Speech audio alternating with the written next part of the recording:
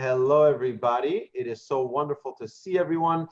Good afternoon. To all of our friends on Facebook and YouTube, I apologize that we're going live so late, but for the past 23 minutes or so, we've been having a very delightful, heated conversation before we went live with Talmud. So that is the benefit of joining us at torchzoom.com, so you can actually be part of this conversation. It was a very lively topic. I loved it. Thank you, Ron. Thank you. Dr. Rosenstock was quiet, but thank you, Bruce and Eliana. Thank you, but Dr. Rosenstock was listening. Yeah. I know you were listening, but you were quiet about this topic. I want to hear your opinion. I want you to tell us that we're all crazy. Lots of points of view. Everybody that is pro-Israel, we understand their position, and it's a very important one. And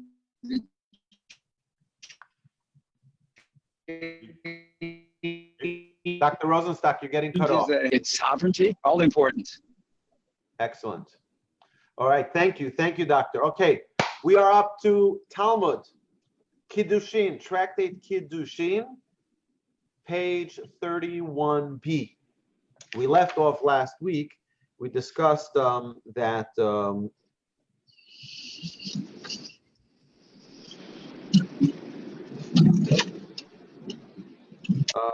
the mitzvah of honoring one's parents, and we said about the statement of Aryeh that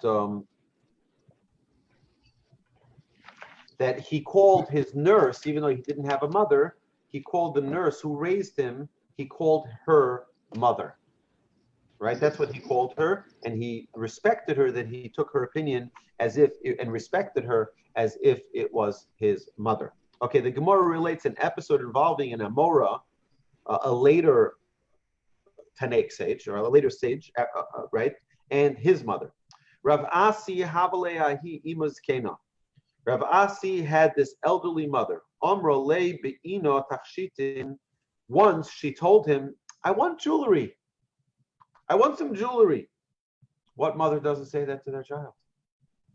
Right? Avadla. He thereupon made jewelry for her. Be'ina Gavra. Subsequently, the mother said, I want a husband. She says, Nayin-la. Rav Asi replied, I will look for one for you. Be'ina Gavra deshapir kavasach. She then said, I want one as handsome as you. She said to her son, Rav Asi. Shavka va'azal arad Yisrael. Rav Asi left and went to the land of Israel. Shama de ka'ozla basrei. Rav Asi heard that she was coming after him to the land of Israel. She was following him. Also, he came to Rabbi Yochanan and asked him, Mahu lotzeis me aretz lechutz la'aretz. What is the law? May one leave the land of Israel and go abroad to a foreign land? Amalei Asra, Rabbi Yochanan said, you're not allowed to, it is prohibited. Right? And this is regarding, let me just read the commentary here. Commentary says, it is prohibited to leave Eretz Yisrael except under extraordinary circumstances. Right? So the truth is that really we have to recognize that our homeland is Israel. That is our place, and that is where we belong. And we are hoping that we will return there. We say that actually in our prayers every single day. Remember yesterday we brought this in our Chumash class. We brought part of our prayer that we say every day in the Amidah. We say Tekah b'shofar gadol l'chirusenu, right? Sound the great shofar for our redemption, for our freedom. The son nes l'kabetz golisenu, raise a banner to gather our exiles. Our sages explain the son nes means a banner to lift us up, elevate us, but it also means a miracle. It means a miracle. Bring about a miracle that would gather us in from our exiles, and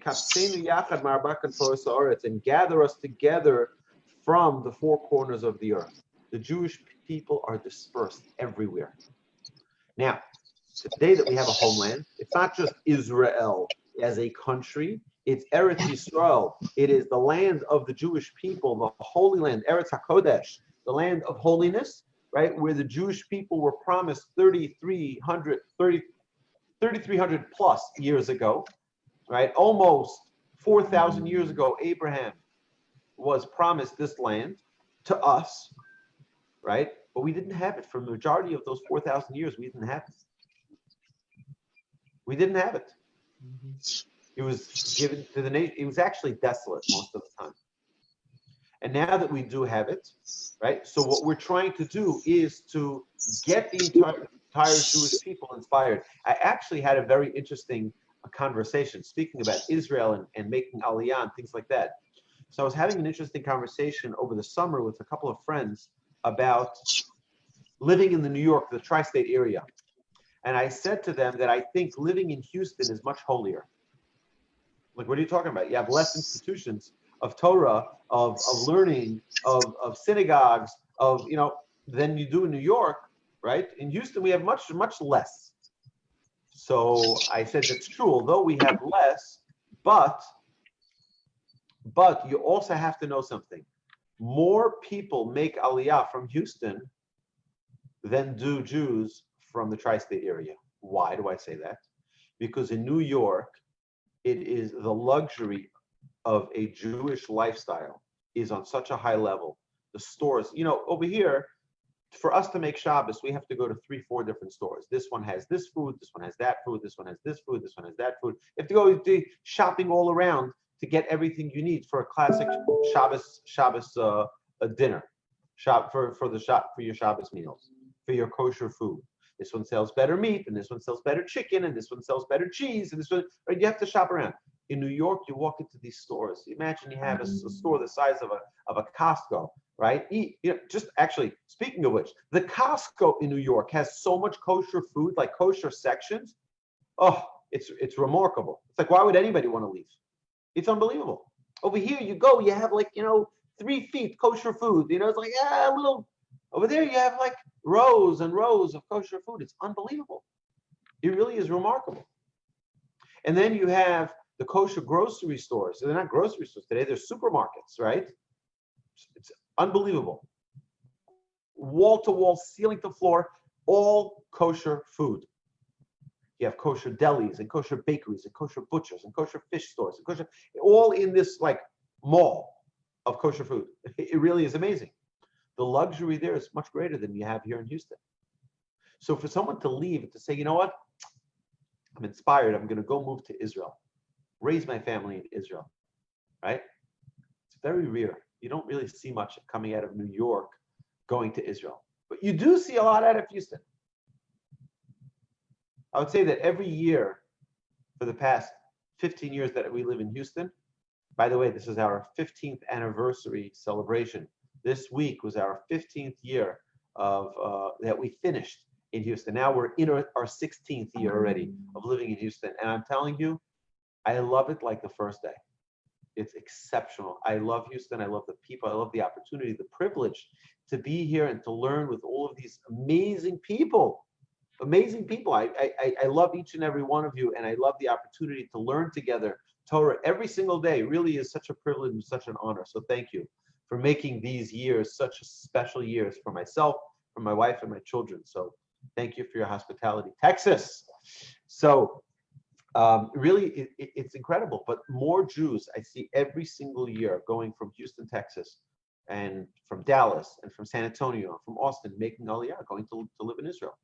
Okay, so this leads a little bit back to our conversation that we had prior to going live on YouTube, on Facebook and Zoom. But to all of our friends, thank you again for joining us. So either way, so he asked Rabbi Yochanan, he asks him, are you even allowed to leave the land of Israel and go abroad? So he says, he says, no, it's forbidden to go. So he says, Likras ime mahu. He says, Rav Asi then asked, but if I'm going out to meet my mother, to welcome her, to greet her, can I leave the land of Israel so that I can greet her and welcome her in? Amrle Eini Yodea. Rabbi Yochanan replied to him, I don't know. Israch Purta Hadar Asar. Rav Asi waited a short while and then returned to Rabbi Yochanan. Amrle, Rabbi Yochanan said to him, Asi nisratzeis lotzeis. Asi, you wish to leave. Hamakom yachzir shalom. May the presence of Hashem return you to Babylonia in peace. Right? Meaning, you're leaving the land of Israel to greet your mother, right? it should be with peace. And our sages say Rabbi Yochanan thought that Rav Asi had now decided to return to Babylonia and resume caring for his mother. Rabbi Yochanan therefore blessed him that he returned there in peace. In reality, Rav Asi came to ask if Rabbi Yochanan had reached a decision on his earlier inquiry, whether he was permitted to leave the land of Israel temporarily just to greet his mother. Oh, so here the Art Scroll explains here that our explanation throughout will be based on Rashi. According to Maharsha and Maharit, however, and others, Rabbi Yochanan understood the purpose of Rav Asi's second visit, granted permission for him to leave the land to greet his mother, and blessed him that he should return to the land of Israel in peace. And that's what he was saying. He said, go, you have a mitzvah to fulfill in honoring your mother, right? Your father and mother, like the Torah commands us. And then I'm giving you a blessing that you return back to the land of Israel in peace. Okay? Rav Asi pondered his encounter with Rabbi Yochanan. Rav Asi came before Rav Elazar. Amar le chas v'sholom dilma mirtach rasach. Rav Asi said to him, heaven forbid, but perhaps Rabbi Yochanan was angry at me for wanting to leave Eretz Yisrael, for leaving the land of Israel.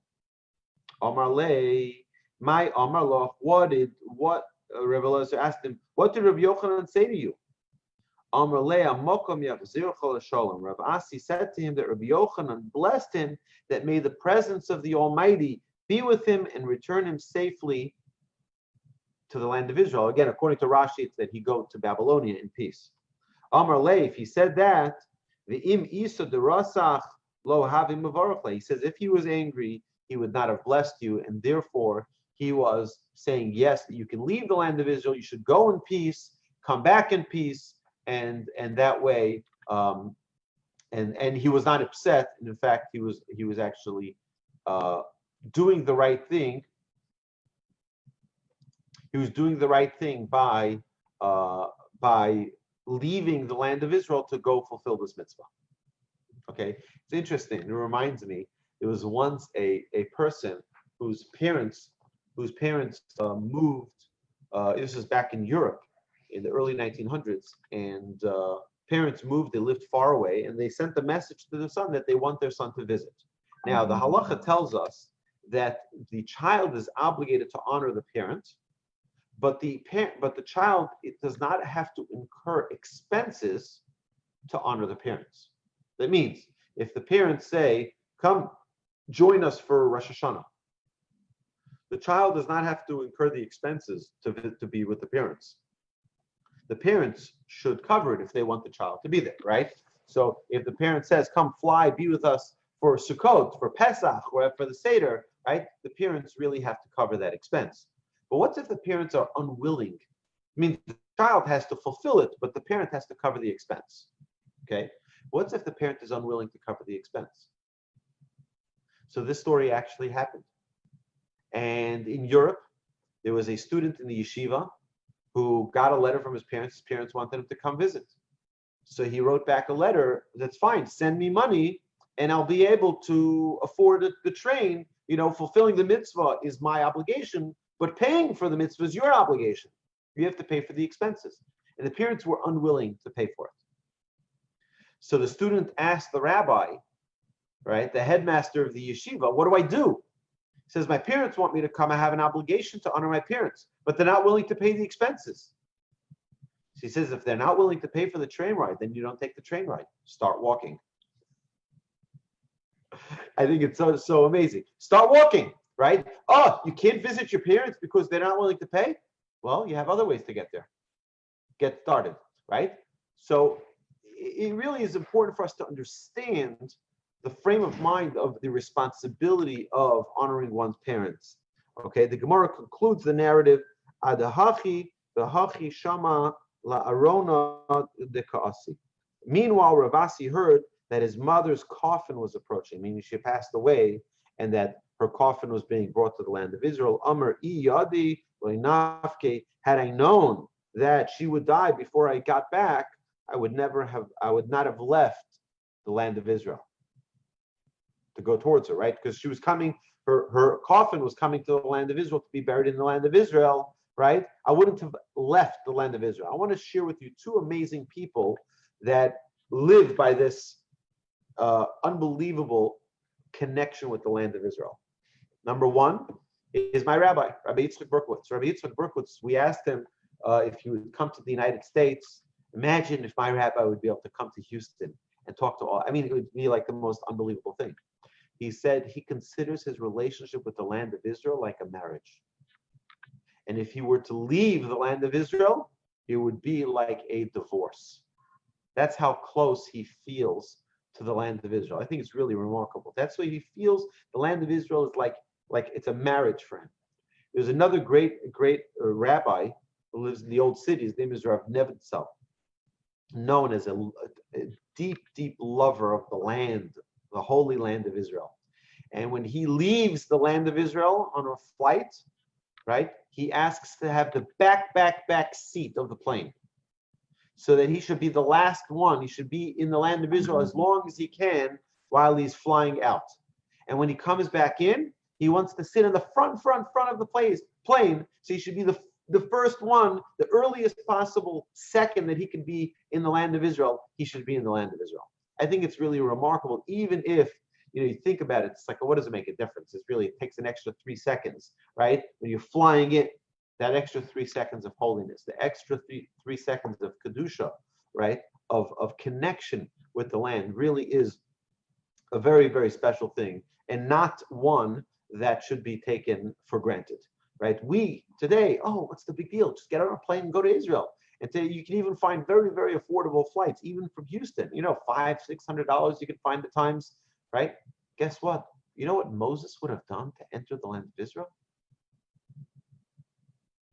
Imagine, Moses his whole life wanted to just go to the land of Israel. Hashem says, well, you're going to get punished because you hit the rock instead of talking to the rock. You could have glorified my name. You can look at it, but you can't go into it. Unbelievable. And we can just hop on a plane and go. It really is amazing. But we have to really understand what the land of Israel is. The land of Israel, it's hard to define in words. Probably it's insufficient to use any words to define the land of Israel.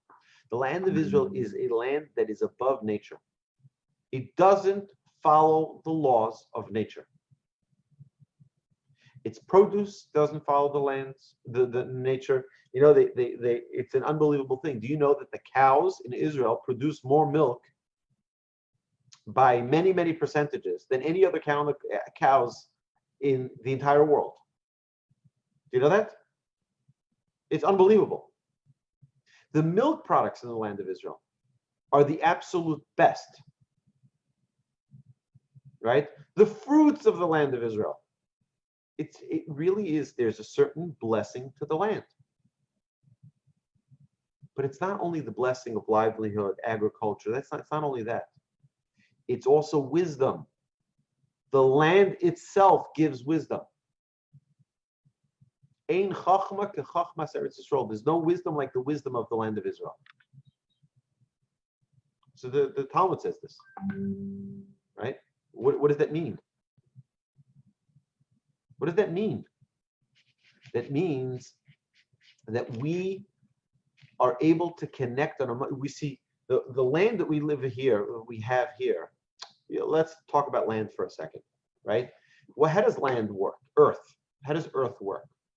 Depending on where it is, depending on the consistency of the soil, it can produce certain things. So you put certain seeds in, it'll grow certain right? Now, what happens if you plant an apple tree and an apple tree grows? Beautiful. You plant an oak tree and an oak tree grows. It's really special.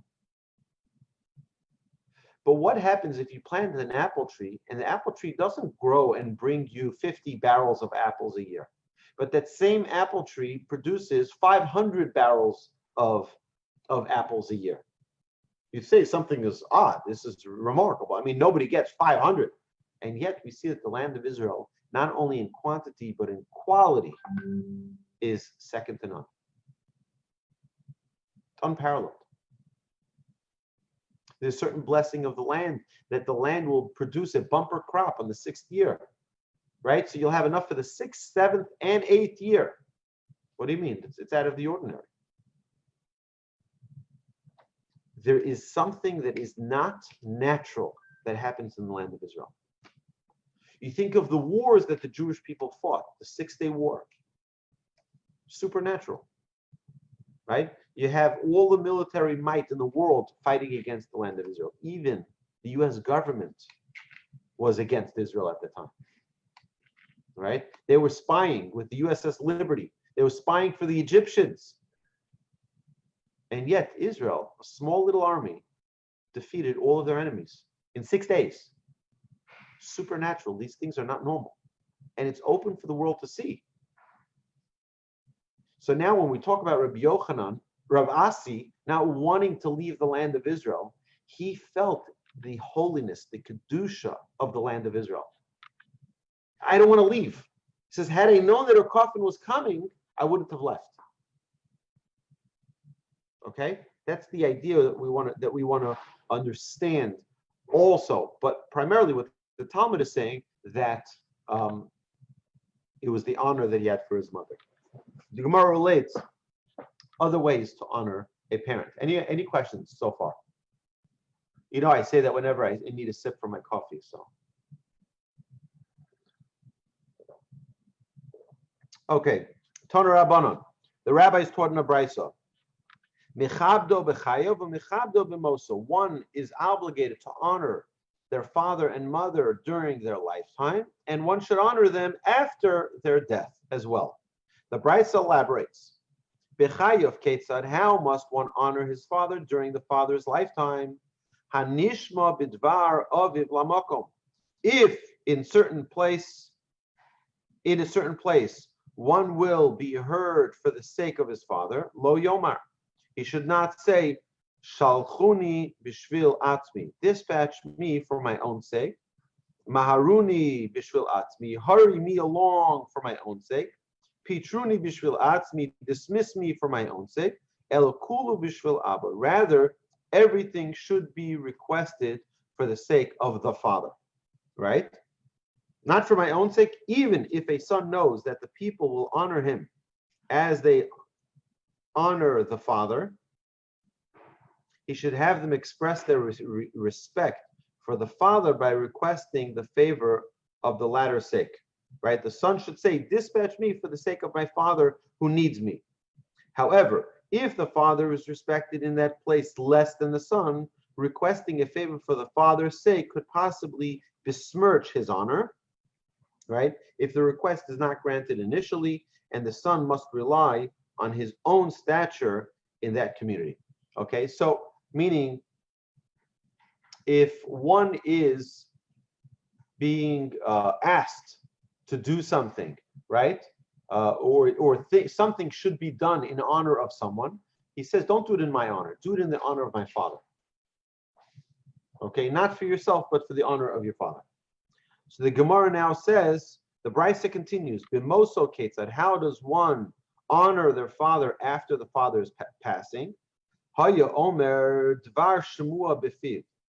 The one, if one is citing a Torah statement he heard from his father's mouth, meaning, right, we know that the Mishnah tells us that if you want to bring the redemption to the world, repeat something in the name of its source. So if you hear something from a great rabbi or from a simple person, right? Whoever you hear it from, say it in their name. Give them credit for the thing that you're repeating in, right? And that will bring. So if you hear something that if you're saying a Torah statement that you heard from your father, lo yomer kach omar abba. He should not say, so said my father. Ela kach omar abba mori hareini kaporos mishkavo. He says, rather, one should say, so said my father, my master, may I be an atonement for his soul. Don't just say my father. Say my father, my master, may I be an atonement for his soul. Right? Literally, his resting place. right? That is, I accept upon myself any evil that would befall his soul as a punishment for his misdeeds in this world, meaning I should put all affliction, instead of putting it on my father's soul, put it on mine. And that's what he's referring to, that I should be an atonement for a soul. But these words are only said within 12 months of a father's death. Omer zichrono livracha l'chaye olam haba. He says, but after this period of time of 12 months, after the passing of the father, he shouldn't say that I am an atonement for his soul, but rather you should say, let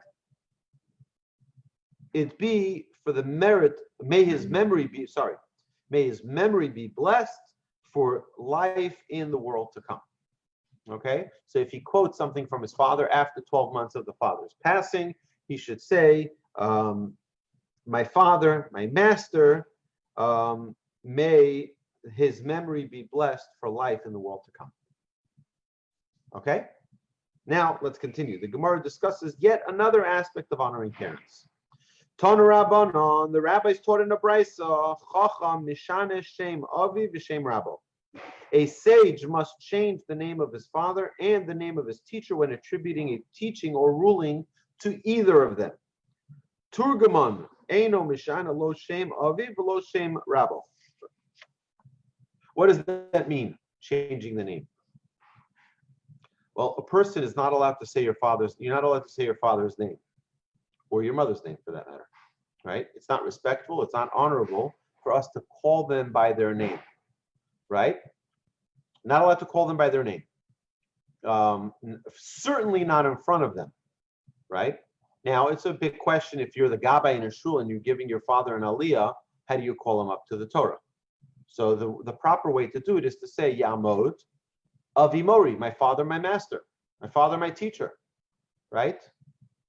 That's the proper way to call one's father, not to call him by his name. He says, Turgaman, a spokesman does not change, Eino Mishana Lo Shem Aviv Lo Shem Rabbi, does not change the name of his father or the name of his teacher. Okay.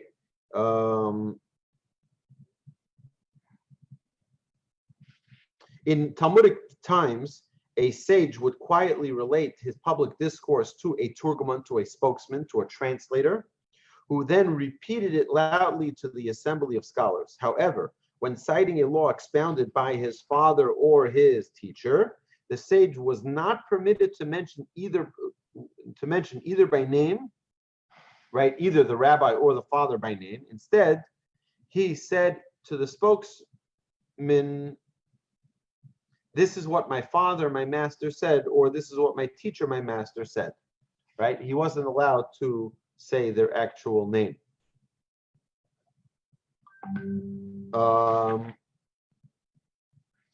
It's a very interesting thing because let's pick someone's name, pick Martha. Okay, so how many times have we seen people who they're referring to their mother and they'll call them by their first name, right? They call their mother by their first name. I've seen many, many people do it. Or, by the way, just very interestingly, or their in-laws by their first name, right? And that's something that and now again, there's no halach. I don't think there is a halachic prohibition to it. But it certainly complicates the relationship of the child and the parent, because the child has to have proper respect, and the proper way for the child to respect the parent is not to call them by their name. Now you're a son-in-law or a daughter-in-law having that association with the child should undertake that same form. Now I know that people have difficulty sometimes breaking that ice and calling their in-laws mom or dad or pop or ma or whatever their or mother or whatever it is. You're not my mother, right? Don't right? But when my wife and I got engaged, the first time I spoke to my mother-in-law after that engagement, I called her mommy, and she was like very like, well, you know, it's like I was like, hey, I'm all in. All right, let's break the ice now, and it was done. It was never awkward again. It was never awkward again. And that way, you just have to. You know, is it odd? Of course it's odd. It's very odd. You got to get over it, right? If it wouldn't be respectful for my wife, the daughter of my in-laws, right, to call them by their name, or to call it, right, I call them whatever she calls them, and that's sort of that. And my wife does the same for my parents. Whatever I called my parents is what she calls them, but certainly not to call them by their first name. Right? Just in general, it's funny in Israel. There's sort of a atmosphere of like casual, like it's okay, we're all friends anyway, it's not a big deal, right? So I remember my brother's classmate, what was he, 19 years old, or my brother was 19, so I was probably 15 or 16 at the time, and they came to my parents' home, and they were sitting there, and they're calling my father by his first name, right? Imagine your children's friends come home and they call you by your first name. Instead of calling you Mrs. Marvin, right, or Mrs. Sharp, or no, they call you by your first name. So my father, right, in America, I think it would be like extremely odd. That's not what we do in our culture, right? Correct? Am I wrong? It's just not something you do. In Israel, they've got no problem with it. There's a land of chutzpah. It's amazing. But either way, so my father said to the kid, he said to him, he says, we're not friends. I'm your friend's father. You call me with respect, Mr. Wolbe, Mrs. Wolbe. You don't talk to me like that. It's like, what? We're like, hey, it's like no. It's not the way it works, right? And it's funny because when I was in yeshiva, I remember right when I came to yeshiva, they put me on a table. We had assigned seating for lunch, and there was specific tables. It was very interesting because they put some young kids, older kids on the same table. They wanted everyone to. So I remember that I was very American. I was the only American in the yeshiva, and I insisted that my fellow yeshiva mates sitting by my table, that they use proper please, thank you, when they ask for something. And they would say, hey, pass that, right? And I would say, what? Didn't hear, right? Didn't hear what she said. What did you say? Did you say please? I didn't hear the word please. Like, what do you mean? We're just friends. We don't need to use please. Please is like all formal. I said, no, please is being a mensch, right? Please is not being formal, right? You just be a mensch, right? When you ask someone for a favor, you just say please. And when they do it, you say thank you, right?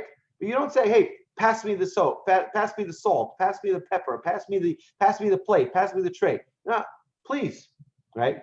And I remember it was always a funny thing because the guys would like make fun of me. Eventually, they turned over, and it became like, you treat someone else with proper dignity. Again, we're all 15, 16-year-olds. It's not a big deal, but still, you have to have proper. And I believe that if you have that proper respect in one area, it goes to other areas of life where you treat other people with proper dignity. You treat other people with proper respect. You don't yell at people. You know what? If you park in the wrong place, someone comes yelling at you. I'm sorry, I didn't realize. I'll move the car. It's not a big deal. You understand? But if people would practice having more respect for one another, starting with our parents, our teachers, right? Then what happens is then we'll have more respect for others as well. It's a very interesting thing when the Rambam talks about honoring a wife. It says, "Oh havo kegufo," you love her like yourself, like your own body, like your own flesh. But mechabda, but you honor her, yosem migufo, more than yourself. Love her like yourself. Honor her more than yourself. Really amazing. The Rambam is giving us a little. David, you hear this? David, right? Where are those flowers, right? You must have read my mind. David, let's go. I'll see you at Costco. Go pick up those flowers. Okay. All right, let's continue. Love her like yourself. Honor her more than yourself. All right, so now the Talmud continues. The Gemara records an example of such conduct. Kihod Damar bar Rav Ashi. This accords with the practice of Mar, the son of Rav Ashi. Ki hava darish bepirka, when he expounded at a lecture and wanted to attribute the law that he was teaching to his father of Ashi, Ihu Omar Abba Mori, he would tell the spokesman, this is what my father, my master said. He wouldn't say his father's name. The Amore Omar Hachi Omar Rav Ashi. And his spokesman would announce, this is what Rav Ashi said. Meaning he said, this is what my father, my master said. And the spokesman, the translator, actually used the father's name. There are two separate biblical mitzvahs incumbent on a child. The obligation to honor his parents and the obligation, right, we mentioned this previously, the obligation to revere one's parents. The Gemara now analyzes the requirement of each. Tana Rabbanan, the rabbis taught in the Brisa, Eza Mora Eza Kibud, what is the proper reverence for one's parent? And what is the proper honor for one's parent? Mora lo omed bimkomo v'lo yeshiv bimkomo. Proper reverence means that one may not sit in the father's place and one may not stand in the father's place. Meaning, if the father has a set place that he stands in, child cannot stand there. If the father has a specific place that he sits in or a specific chair that he sits in, child shouldn't sit there. It's the father's place. I never, ever, ever saw any of my siblings or myself sitting in my father's seat. Even if my father was out of town for whatever reason, my father's seat, nobody sat there. Okay, this is what the Talmud says. Part of reverence for our parents, we don't stand or sit in their place. Even in shul, if they're not there, they're traveling, they're not around, someone else you can sit in their seat. You as a child cannot sit in their place. And he may not contradict his father's words, and he may not offer an opinion in a halachic debate to which his father is a party. Kibud machil umashke. Honor means that one must give his father food and drink. Malbish umechasi, he must dress him and cover him. Machnis umotzi, bring him in and take him out. Right? If God forbid, parent is of old age and incapable of walking themselves, and they need someone to wheel them in a chair, take them up the steps, down the steps. That is the child's mitzvah, their child's obligation to take them in, take them out, get them dressed, get them undressed, feed them, give them to drink, and not contradict them and not offer your opinion in halachic matters when the father is involved. Meaning, if the father gives, meaning it really means not to dispute you're not allowed to say a halachic ruling that contradicts the father. Now, what if the father's wrong? Later on, you could correct it, right? But you cannot do it in front of the father, because that would be an embarrassment to the father that he's, right? So the Talmud here, the commentary is number 33, 34. That is, in your father's special place in the house, at the head of the table, right? Even though the son is not eating, he is nevertheless prohibited from sitting in the father's place at the table, right? I have a specific seat at the kitchen table, at the Shabbos table, where it's my seat, right? And my children will not sit in that seat, right? If they don't have permission for me to sit there. And my children will ask me, Abba, can I sit in your seat? And I'll say, of course. But there has to be a certain reverence for the child. This is biblical, right? That the child doesn't sit in the parent's seat. The same thing in the office chair, right? Unless the parent gives permission for the child to do so, right? But there should be a certain reverence. This is prohibited only if in the father's presence. Even in that situation, a son is permitted to enter into a discussion that when we're talking about the halachic disagreement with the father, only in the father's presence, right? It is permitted to enter, child is permitted to enter into a discussion with his father, during which he may offer challenges to his father's position until a conclusion is reached. Although the Brisa mentioned only that a person is prohibited from contradicting an opinion in Torah law that his father expressed, he is also prohibited from contradicting other statements not related to Torah that were made by his father. Additionally, if one's father and another sage disagreed about the proper decision in a legal issue, the son may not express an opinion on the matter in his father's presence, even if he agrees with his father, because the very fact of weighing his father's opinion with that of other sages is disrespectful. It's like, I agree with you. What do you mean? Oh, okay. The father doesn't need your approval, Yeah. right? However, if the son has an irrefutable proof, he may state it, but the Torah law, because the Torah law, not he, decided the issue. Okay, so that means like this. If the father says, why don't you come with me to shul on Shabbos and drive me to shul? So he's allowed to say, the Torah doesn't allow me to drive you to shul on Shabbos. He's allowed to say that. Okay, because it's the Torah that's saying it, not him that's saying it. Right?